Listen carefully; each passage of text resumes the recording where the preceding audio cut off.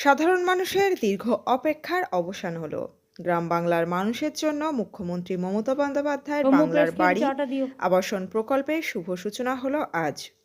নবান্নের সভাঘর থেকে মুখ্যমন্ত্রী নিজে সূচনা করলেন এই প্রকল্পের। মুখ্যমন্ত্রী আজ নিজে লাইভ এসে সাংবাদিকদের মুখোমুখি হয়ে এই প্রকল্পের সূচনা ও ঘোষণা দুটোই করলেন।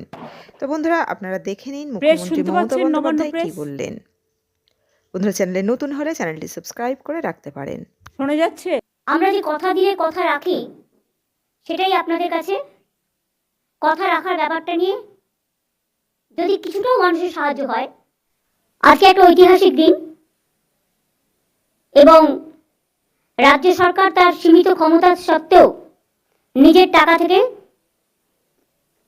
সম্পূর্ণ নিজস্ব টাকায় বাংলার বাড়ি গ্রামীণ প্রকল্পে রাজ্যের 21টি জেলার 12 লক্ষ যোগ্য পরিবারকে বাড়ি তৈরির জন্য প্রথম কিস্তির 60,000 টাকা করে তুলে দেবে। আজকে টাকা সরাসরি তাদের ব্যাংক ও পোস্ট অ্যাকাউন্টে যেতে শুরু করেছে। এখান থেকেও কয়েকজনের হাতে আমি অনুমোদন পত্র তুলে দেবো। আমি তাদের সকলকে আমাদের অভিনন্দন জানাই। 60,000 করে দুবার 1,20,000 টাকা করে দেওয়া হবে। তার জন্য আমাদের খরচা পড়বে 14,773 কোটি টাকা। বাংলার বাড়ি প্রকল্পের একটাই উদ্দেশ্য, গরিব মানুষকে আশ্রয় দেওয়া। আমরা মনে রাখবেন, বেনিফিশিয়ারি সঠিকভাবে বাছার জন্য রাজ্য জুড়ে আমরা আবার সার্ভে করেছি। 11 লক্ষ সার্ভে আগে করা ছিল, প্রায় 36 লক্ষ সার্ভে করা ছিল কেন্দ্রীয় সরকারের।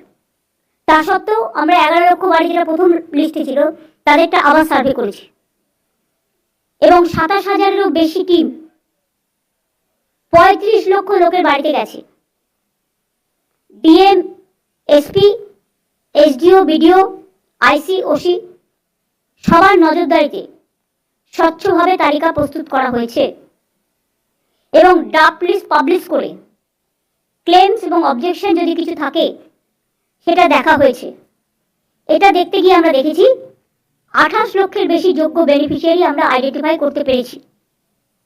এদের মধ্যে থেকে আমরা 12 লক্ষকে আজকের মধ্যে দিয়ে দিচ্ছি। আরও যে বাকি থাকবে 16 লক্ষ, যেটা আমরা বেনিফিশিয়ারি যারা যোগ্য পাওয়ার জন্য আইডেন্টিফাই করেছি, তাহলে আমরা দুটো কিস্তিতে আগামী 6 মাস, তারপরে 6 মাসে 26-এর প্রথমের মধ্যেই আমরা দিয়ে দেবো।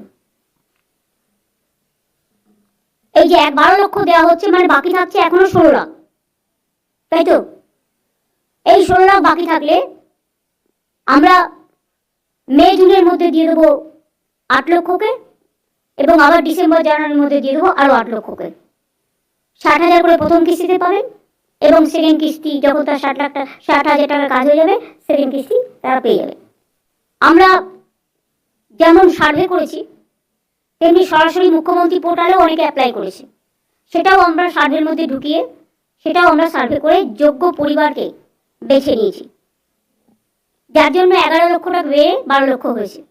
তারপরে আপনারা জানেন যে সাইক্লোন হয়ে গেল, তারপরে জলপাইগুড়ি, আলিপুরদুয়ার এসে মনে আছে অনেক ঝড় বৃষ্টি হয়েছিল, সাইক্লোনে অনেক ঘরবাড়ি ভেঙে গিয়েছিল। দানাতেও অনেক, সাগর থেকে শুরু করে, সুন্দরবন থেকে শুরু করে, উত্তর 24 পরগনা থেকে শুরু করে, দক্ষিণ 24 পরগনা থেকে শুরু করে, মিদনাপুর থেকে শুরু করে অনেকেরই বাড়িঘর ভেঙে গিয়েছিল। তাদের সকলকে নিয়ে আমরা দীর্ঘদিন ধরে চেষ্টা করে টাকা জোগাড় করে, যেহেতু আমি বলেছিলাম দেব, তাই আমরা এটা দিচ্ছি।